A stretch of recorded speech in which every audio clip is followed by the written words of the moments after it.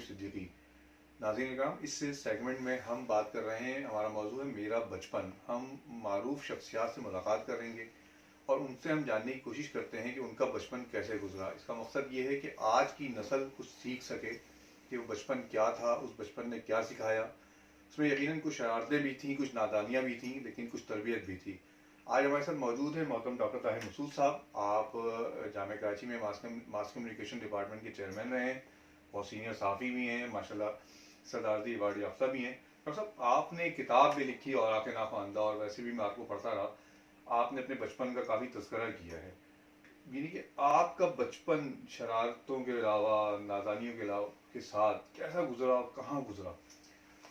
دیکھیے نا، پہلی بات تو یہ ہے کہ میں بنیادی طور پر ایک ماضی پرست انسان ہوں. مجھے ماضی جو ہے وہ بہت فیسینیٹ کرتا ہے، بہت متاثر کرتا ہے. بہت مسحور ہوتا ہوں میں اپنے ماضی کو یاد کر کے. اور بچپن کا زمانہ تو ہر ایک کے لیے مسحور کن ہوتا ہے. ہر ایک کو اپنے بچپن کی باتیں بہت یاد رہتی ہیں. مجھے بھی بہت یاد آتا ہے اپنا بچپن. شفیق الرحمان نے ایک بڑا اچھا فقرہ لکھا ہے کہ بچوں میں ایک ہی خرابی ہوتی ہے کہ وہ بڑے ہو جاتے ہیں. تو یہ بڑا ہونے کے بعد وہ بچپن کی ساری یادیں جو ہیں وہ ذہن میں محفوظ رہتی ہیں اور آدمی سوچتا رہتا ہے. آج کل کے بچوں کا بچپن اور میں جس زمانے میں بچہ تھا، اس کا جب موازنہ کرتا ہوں تو ایک بڑا فرق یہ نظر آتا ہے کہ آج کل کے بچے اپنے والدین سے بہت بے تکلف ہوتے ہیں، ان سے اختلاف بھی کر لیتے ہیں. میں جانتا ہوں آپ کی بات نہیں معلوم، بڑے اطمینان سے کہہ دیتے ہیں. ہم لوگوں کا جو بچپن تھا وہ بڑوں کا احترام اور بڑوں کے خوف کا بچپن تھا. ہم اپنے والدین سے اس طرح بے تکلف نہیں ہو سکتے تھے جس طرح آج کل کے بچے ہوتے ہیں. تو جب میں اپنے بچپن کو یاد کرتا ہوں تو مجھے بہت اچھی طرح یاد آتا ہے کہ ہم نے ہر قسم کے کھیل کھیلے. آپ کا بچپن میں کس علاقے میں گزرا؟ میں مشرقی پاکستان کے شہر راجشاہی میں پیدا ہوا اور میٹرک تک یعنی اپنا بچپن اور لڑکپن میں نے وہیں گزارا. اور وہ ایک چھوٹا سا شہر تھا، بڑا خوبصورت سا شہر تھا، دریا کے کنارے آباد تھا اور زمانہ بھی ذرا قدامت پسند زمانہ تھا. اقدار بہت زیادہ اہمیت رکھتی تھی. تو اس بچپن میں جو ہم نے وہاں گزارا، سب سے پہلے تو ہر قسم کے کھیل کھیلے. گلی ڈنڈا بھی، کرکٹ بھی، پتنگ بھی اڑائی. انڈور گیمز میں شطرنج، کیرم بورڈ، لوڈو اور ساری کھیل کھیلے. اور ہم چونکہ ایک جوائنٹ فیملی سسٹم کے تحت رہ رہے تھے تو ہمارے بڑے بھائی، ہمارے کزن، ہم لوگ سب ساتھ ہی رہتے تھے اور کھیل کود میں مصروف رہتے تھے.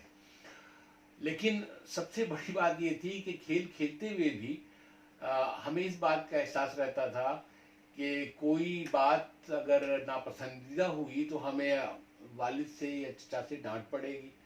اور اس زمانے میں تو بچوں کی تربیت کا ٹھیکہ جو ہے، لفظ ٹھیکہ میں کہہ رہا ہوں آج کل کے معنوں میں، وہ ہر بزرگ کو حاصل ہوتا تھا کہ وہ آپ کے والدین برداشت کیا، بلکہ اس کو وہ ایکسیپٹ کرتے تھے، یہ حق دیتے تھے. محلے والوں کو یہ حق دیتے تھے کہ اگر ہمارے بچے کسی قسم کی شرارت کرے یا کوئی ناپسندیدہ بات کرے تو تربیت کرنا آپ کا حق ہے، آپ کا فرض ہے.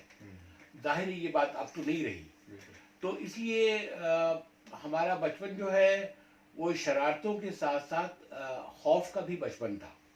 اس کی ایک چھوٹا سا واقعہ میں آپ کو بیان کرتا ہوں تو اس سے آپ اندازہ کر سکیں گے. ہمارے گھر کے آنگن میں ایک بیری کا پیڑ تھا جس پر میں اکثر چڑھ جایا کرتا تھا اور بیری توڑ توڑ کر کھایا کرتا تھا.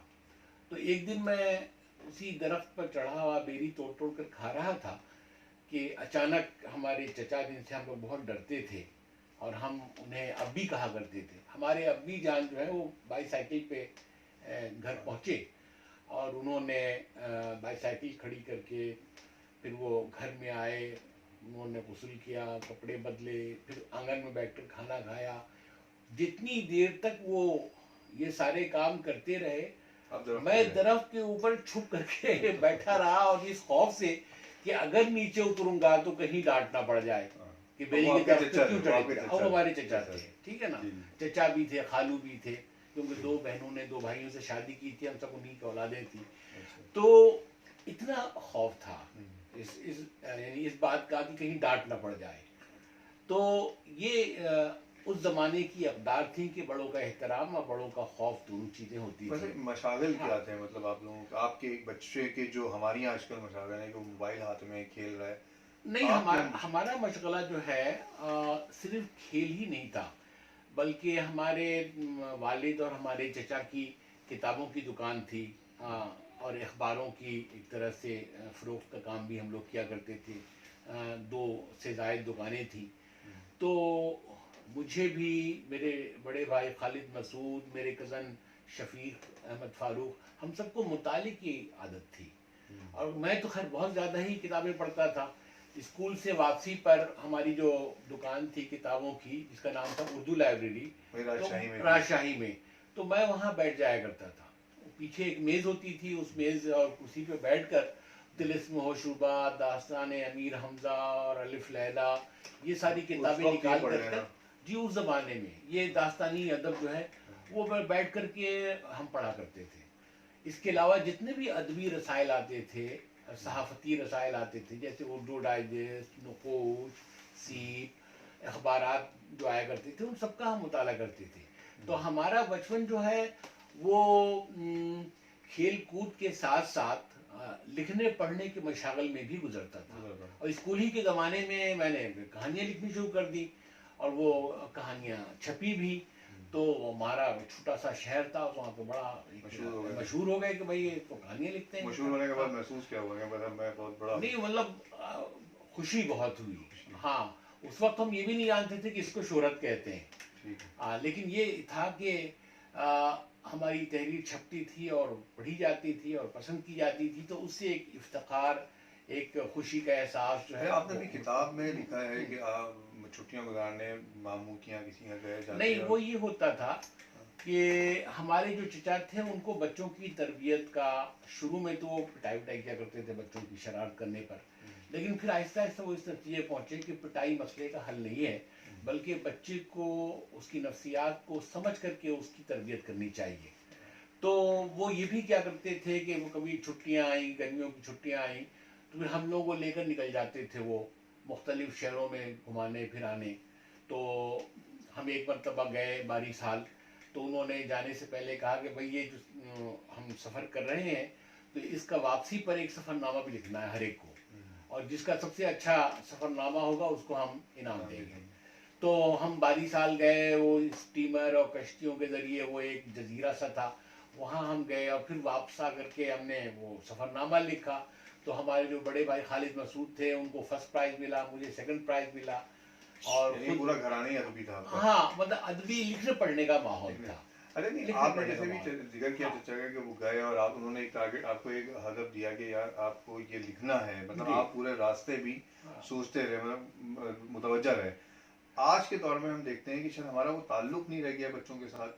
کیوں نہیں رہ گیا, کیا وجوہات ہیں کہ ہم بچوں کو تعلق؟ اصل میں اب آج کل نیا زمانہ ہے, نئی ٹیکنالوجی آ گئی ہے, تو اب ایک تو والدین اور بچوں کے درمیان موبائل آ گیا ہے, کمپیوٹر آ گیا ہے, ٹیلی ویژن آ گیا ہے. تو اب تو میں یہ دیکھتا ہوں گھروں کے اندر کہ اگر ایک کمرے میں والد صاحب بھی ہیں, والدہ بھی ہیں اور بچے بھی ہیں, سب کے ہاتھ میں اپنا اپنا موبائل ہے اور اس میں وہ مصروف ہے. اس کو ختم کیسے کیا تو یہ شیئرنگ جو ہوتی ہے وہ شیئرنگ نہیں ہو پاتی, سب نے اپنی اپنی دنیا آباد کر لی ہے. تو اب یہ ہے کہ ختم کوئی بالجبر یا کسی قانون کے ذریعے تو ختم نہیں کیا جا سکتا. یہ ایک وقت آئے گا جب اس عمل سے اکتاہٹ ایک پیدا ہوگی, کیونکہ انسان تنوع پسند ہے, فطری طور پر تنوع پسند ہے اور وہ بدلتا رہتا ہے. تو میرا خیال ہے کہ 8-10 سال, 15 سال, 20 سال کے بعد ممکن ہے کچھ نئی چیزیں آئیں اور پھر یہ سلسلہ جو ہے ختم ہو. لیکن فی الحال تو مجھے کوئی آثار نظر نہیں آتے کہ موبائل ہماری زندگیوں میں جس طرح سے دخیل ہو گیا ہے وہ کب اور کیسے نکلے گا. ہم دوبارہ اسی طرف آتے ہیں. آپ نے بتایا گلی ڈنڈا کھیلتے تھے اور وہ پٹو باری وغیرہ بھی زمانے کا بہت مشہور کھیل. کنچے گولیاں ہوتی تھیں رنگین کنچے, وہ کھیلتے تھے. اچھا, یہ فٹ بال کھیلتے تھے. یہ سارے وہ جو ہے جسمانی کھیل ہیں جی بالکل, جس سے آپ کے اندر طاقت آتی ہے یا آپ آگے بڑھتے ہیں. آج اگر کوئی کنچا کھیلتا ہے ہمارے یہاں، فرض کریں میں اپنے گھر کی مثال لے لوں، کنچا کھیلنے جاتا ہوں تو گھر والے کہتے ہیں یار کیا بگڑ گیا بچہ. لیکن میں دیکھ رہا ہوں ڈاکٹر عامر مسعود نے کنچا کھیلا اور ڈاکٹر عامر مسعود آج صدارتی ایوارڈ یافتہ ہیں. تو مطلب یہ کہ وہ کھیل برا نہیں ہے، شاید اس کھیل کو برا بنا دیا گیا. نہیں، یہ کھیل کا بنیادی مقصد تو ایک طرح سے ورزش اور صحت سے اس کا بڑا گہرا تعلق ہے. بچے جب اوائل عمری میں صحت مندانہ کھیل کھیلتے ہیں تو ان کے جسم مضبوط ہوتے ہیں اور ان کو ایک تفریح بھی ملتی ہے، صحت مند تفریح ملتی ہے. تو یہ چیزیں تو ہر جگہ ہیں، لیکن ایک فرق یہ بھی ہے کہ بڑے شہروں میں اب میدان نہیں رہے، کھیلنے کی جگہ نہیں رہی، تو بچے سڑکوں پہ کھیلتے ہیں. آپ نے اکثر دیکھا ہوگا کہ گلیوں میں بچے جو ہے وہ بیچ رستے میں جو ہے وہ کرکٹ کھیل رہے ہیں، گاڑی آتی ہے تو وکٹیں ابھی ہمیں ہمارے سروے دوران ایک بچے نے شکایت کی کہ ہماری بال گھر چلی آتی ہے اور انٹیاں دیتی نہیں ہیں، آپ شکایت کریں جا کے. چھوٹے سے بچے نے آگے شکایت. جی جی بالکل ایسا ہی ہے. تو یہ حکومت کی ذمہ داری ہے، یہ میونسپل کارپوریشن کی ذمہ داری ہے کہ ہم اپنے بچوں کے لیے میدان، پارکیں اور اس طرح کی سہولتیں جو ہیں وہ فراہم کریں. تو اس لحاظ سے میں سمجھتا ہوں کہ ہم لوگوں کا بچپن بہت ہی خوبصورت تھا، دل نشیں تھا. اور مجھے تو اچھی طرح یاد ہے، میں وہ صبح وہ شامیں کبھی نہیں بھول سکتا کہ ہم درخت میں جھولا جھولتے ہوئے غنچہ اور نو نہال پڑھا کرتے تھے. غنچہ ایک رسالہ آتا تھا، اس میں ننھے کے کارنامے آتے تھے. تو وہ ننھے کے کارنامے ہم جھولا جھول رہے ہیں اور اسی میں ننھے کے کارنامے بھی پڑھ رہے ہیں.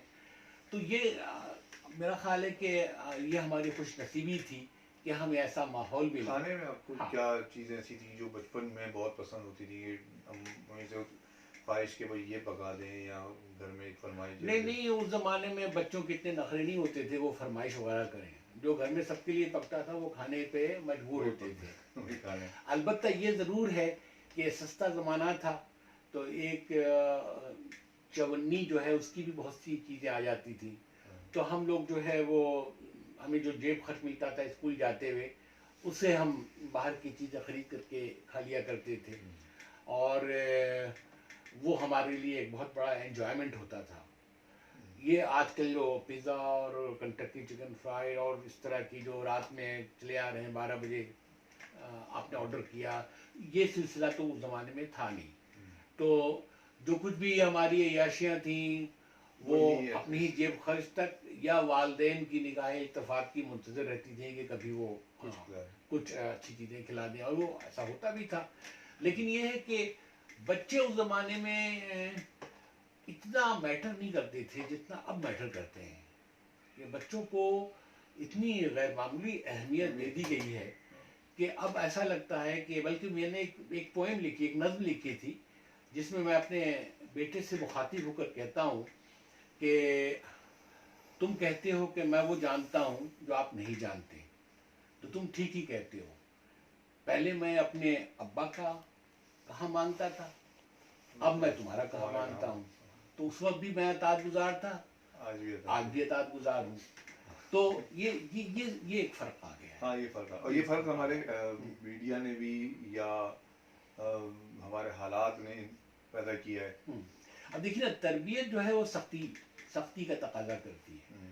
ہم سختی اس لیے نہیں کرتے کہ ہم طرح طرح کی معلومات نے ہمارے تربیت کے نظام کو بگاڑ دیا ہے. بچوں کو ڈانٹیں گے تو اس میں احساسی کمتری پیدا ہو جائے گا، بچے کو ماریں گے تو بچہ میرے بارے میں کیا سوچے گا، کتنے انکلچرڈ والدین ہیں. حالانکہ ہم لوگ پیٹ پٹا کر کے اچھے بنے ہے نا.